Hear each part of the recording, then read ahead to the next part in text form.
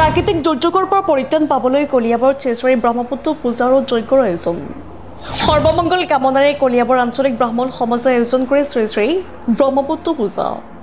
কলিয়াবৰৰ হাতীমূৰৰ দুৰ্গা মন্দিৰৰ সমীপতে ব্ৰহ্মপুত্ৰৰ পাৰত আয়োজন কৰে শ্ৰী শ্ৰী ব্ৰহ্মপুত্ৰ পূজা।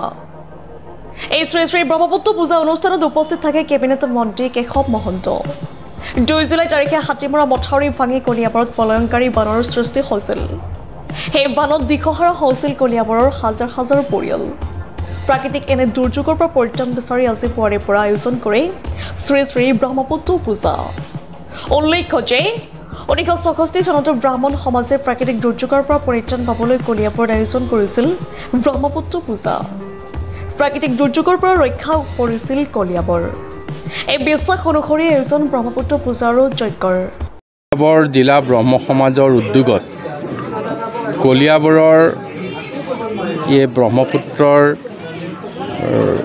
যি হাতীমূৰা মাথাউৰিৰ ছিঙি কলং প্ৰবাহিত হ'ল, তাৰ ক্ষেত্ৰত আমাৰ যিখিনি ক্ষয় ক্ষতি বা ভৱিষ্যত আশংকা এই সকলো সামৰি তেখেতসকলে হাতীমূৰাস্থ দুৰ্গা মন্দিৰৰ সমীপত নদীৰ ব্ৰহ্মপুত্ৰৰ এই পানীজুৱলিত যি আজি যজ্ঞ আদিৰে গোটেই বৈদিক পদ্ধতিৰে ব্ৰহ্মপুত্ৰ নদীৰ প্ৰতি আৰু ৰাইজৰ কুশলাৰ্থে যিখিনি অনুষ্ঠান আয়োজন কৰিছে, কলিয়াবৰ ব্ৰহ্ম সমাজৰ প্ৰতি আমি বিধায়ক হিচাপে কৃতজ্ঞতা জনাইছোঁ। আন্তৰিক তেখেতসকলৰ কাৰণে আমাৰ সেৱা যাচিছোঁ, যাতে তেখেতসকলৰ এই মংগল কামনাই যাতে কলিয়াবৰ ৰাইজক আমাক সকলো পথে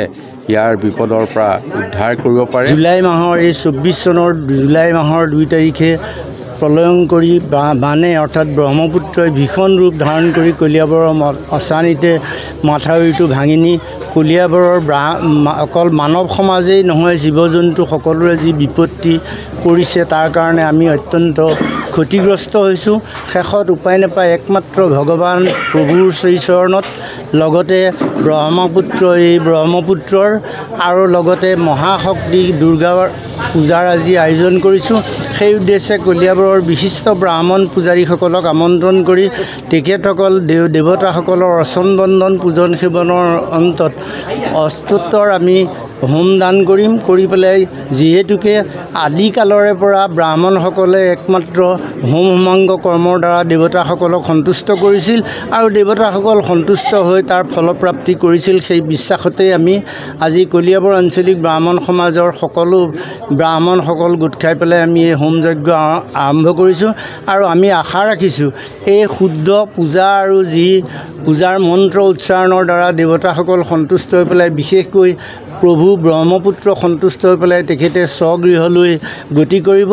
আজিৰ পৰাই যেন আমি কলিয়াবৰৰ সকলো প্ৰাণী আৰু জীৱ জন্তু সুখে শান্তিয়ে থাকিব পাৰোঁ, তাৰ কাৰণে প্ৰভু ভগৱন্তৰ ওচৰত, প্ৰভু ব্ৰহ্মপুত্ৰ আৰু মা দুৰ্গাৰ ওচৰত আমি সেৱা জনাই আপোনালোকলৈ আজি এই বাতৰি প্ৰচাৰ কৰাৰ কাৰণেও আপোনালোকৰ ওচৰত আমি পুনৰবাৰ ধন্যবাদ জনাই। কলিয়াবৰৰ পৰা কৃষ্ণ কোঁৱৰৰ ৰিপৰ্ট, নিউজ 24 অসম।